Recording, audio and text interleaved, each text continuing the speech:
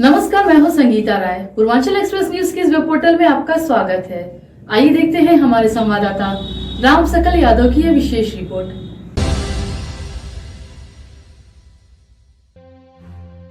सांसद दिनेश लाल यादव ने रवाना जिला कार्यालय पर केंद्रीय बजट पर आयोजित प्रेस वार्ता में कहा कि यह अमृतकाल का पहला बजट है।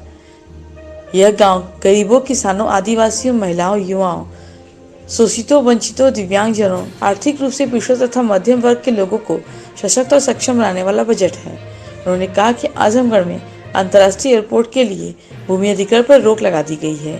इसके साथ ही वे आवास विकास और एयरपोर्ट को किसानों की समस्याओं के लिए सीएम से समय मांगे और वे किसानों को लेकर वहां जाएं। पार्टी कार्यालय पर आयोजित प्रेस वार्ता के दौरान भाजपा सांसद दिनेश लाल यादव ने कहा कि आजमगढ़ एयरपोर्ट को जल्द ही शुरू कर दिया जाएगा। यह उड़ान के लिए तैयार है।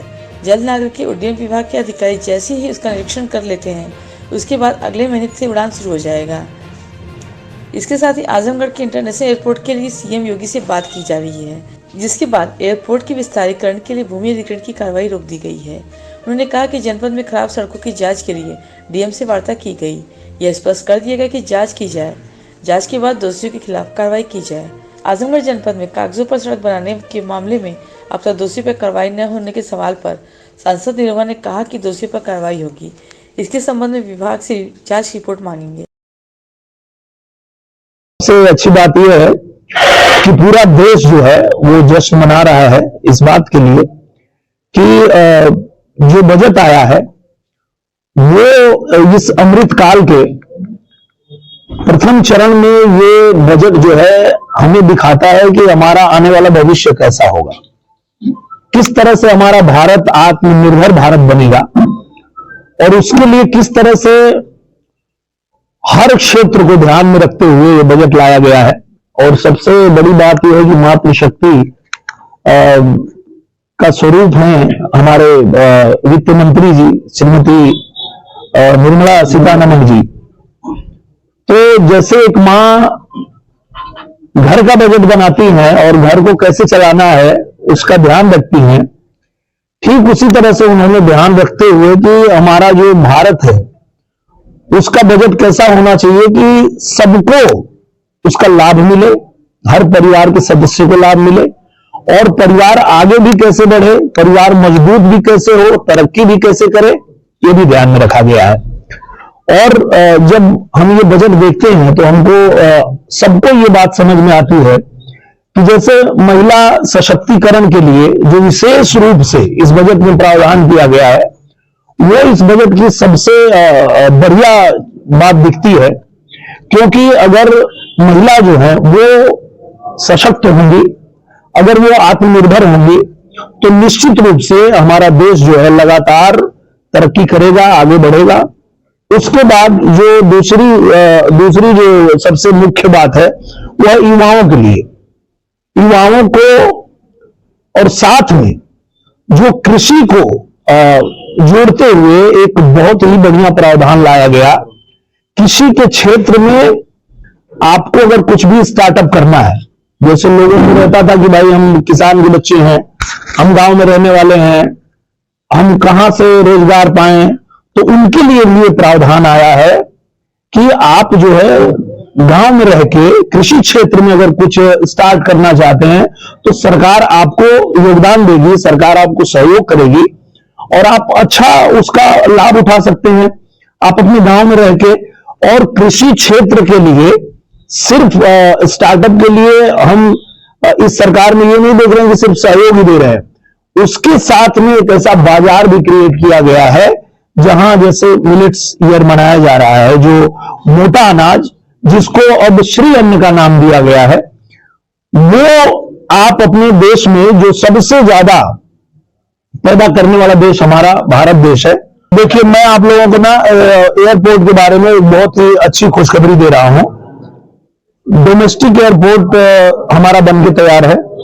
जो अंतरराष्ट्रीय एयरपोर्ट बनने की जो बात आई थी और उसके लिए जो हमारे किसान भाई हैं उनका विरोध था, क्योंकि सच में जो अंतरराष्ट्रीय एयरपोर्ट बनाए जाने पर वो जिन लोगों का घर था वो सब उसमें आ रहा था। तो हमने पूजनीय महाराज जी से निवेदन किया कि किसानों को बहुत नुकसान हो रहा है, अंतरराष्ट्रीय एयरपोर्ट को अभी रोक दिया जाए। हम लोग आगे चल के खाली जमीन ढूंढेंगे, जहां मिलेगी वहां बनाएंगे, और अभी डोमेस्टिक एयरपोर्ट को ही चालू किया जाए। तो महाराज जी ने तुरंत आदेश किया कि उसको रोक दो, अभी उसको आगे बढ़ाने की जरूरत नहीं है, हम लोग इसको चालू करते हैं। और इसके लिए हम लोगों ने लाइसेंस के लिए अप्लाई किया था, और आपको जान के खुशी होगी कि हमें लाइसेंस मिल गया है। और अब जो है उसके निरीक्षण के लिए केंद्र से लोग आने वाले हैं, और इस महीने आ जाए तो अगले महीने शुरू हो जाएगा, अगले महीने आ जाए तो मतलब जैसे ही वो आएंगे और वो पास कर देंगे कि हाँ सब मानक सही है, तो वो शुरू हो जाएगा।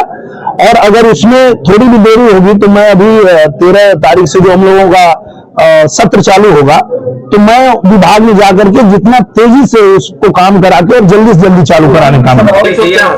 डीएम साहब ने जांच के आदेश दिए, जांच रिपोर्ट अभी तक आए नहीं, करोड़ों रुपया सरकार ने दिया और भ्रष्टाचार की भेंट चढ़ गया, अभी तक किसी पर कोई कार्रवाई नहीं। कार्रवाई तो होगी, इसलिए होगी, देखिए कोई भी हो, चाहे वो कोई अधिकारी हो, चाहे कोई ठेकेदार हो, क्योंकि हम लोग अपना काम धाम छोड़ के, हम अपना व्यवसाय छोड़ के यहाँ आजमगढ़ में इसलिए बार बार आते हैं, या लखनऊ दौड़ते हैं या दिल्ली दौड़ते हैं कि हमारे आजमगढ़ की जनता को वो सारी सुख सुविधा मिले जिसका वो हकदार है।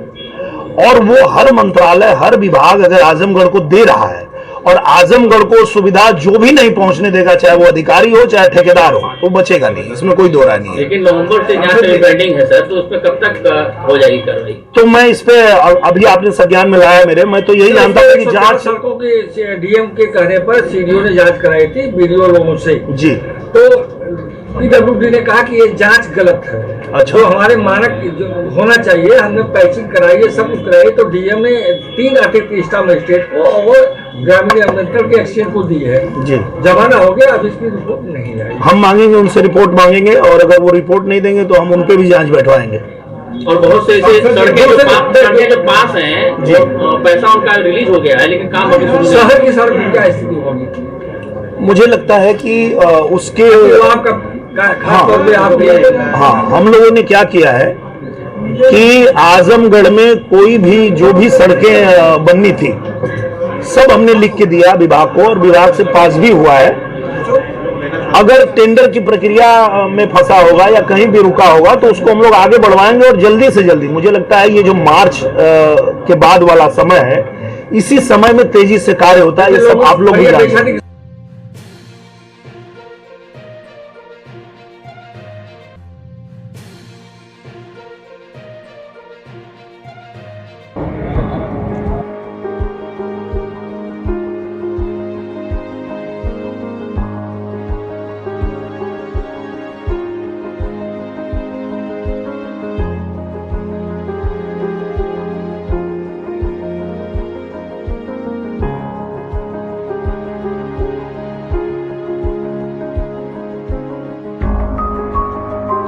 अगर आपको हमारी खबर पसंद आई हो तो हमारे चैनल को लाइक, सब्सक्राइब और शेयर जरूर करें।